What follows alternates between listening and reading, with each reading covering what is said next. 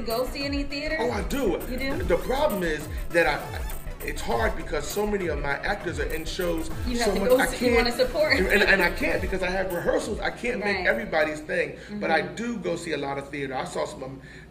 Listen, I ain't gonna lie. There's some really bad theater in LA, but there's some really great theater here too. Yeah, the last year I've seen some really wonderful pieces of other people's work, and you're thinking, yeah, that's really good because it really does. Theater to me is the truth. It really does. You get a chance to really get truth.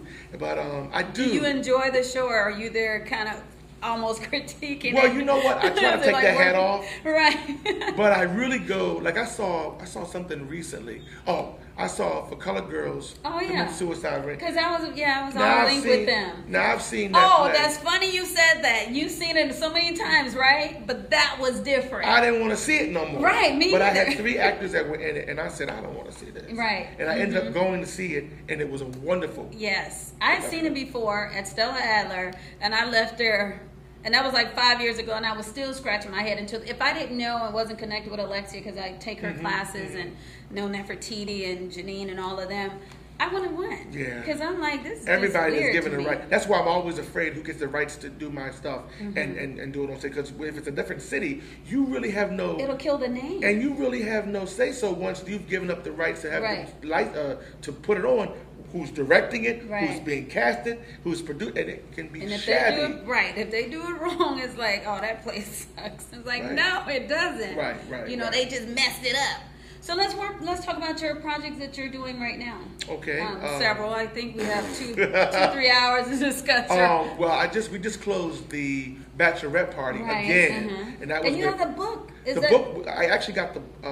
I wrote the bachelorette party in 2006, and it was a really big hit play in LA. I wrote the bachelor party, the male version first, and it did very well in LA. Then I wrote the bachelorette party, and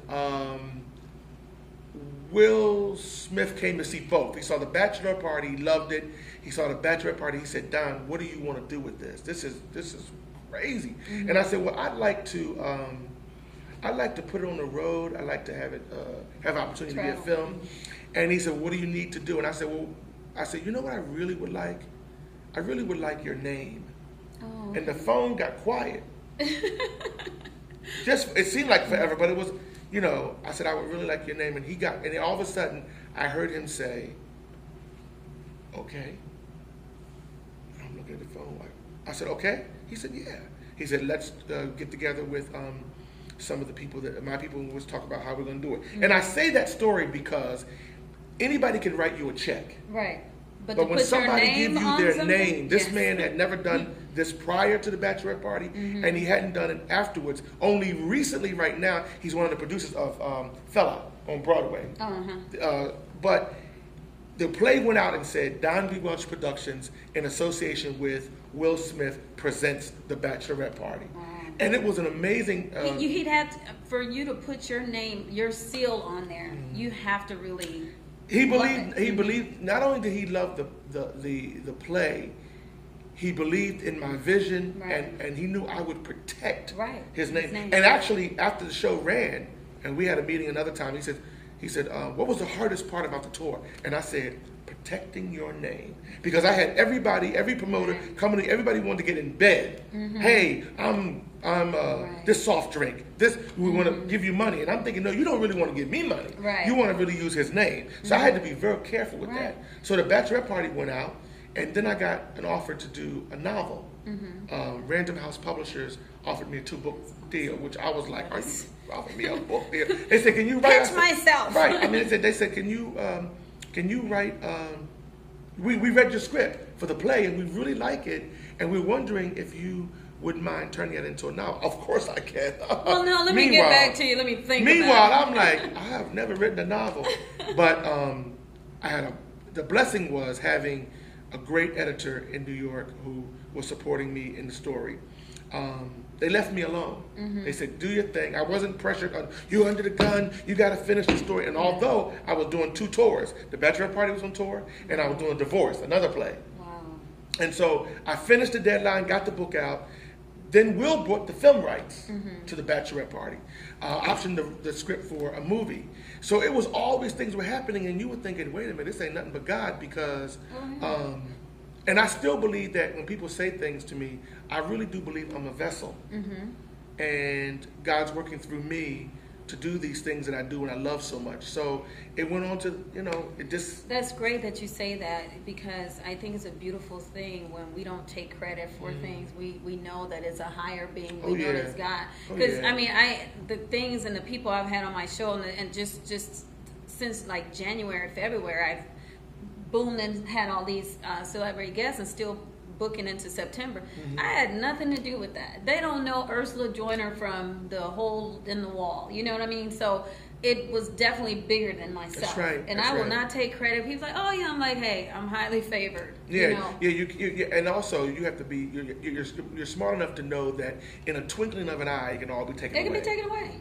Oh, absolutely. It can all be taken away. And I never get to that place where I feel like, hey, the higher I get, I talk back to to people on Facebook. I'm always very nice, and I give a lot. I did get kind of frustrated a couple of weeks on Facebook. I'm like, I ain't doing nothing else for free no more, because I was just like, I don't know how to say no, and I just love.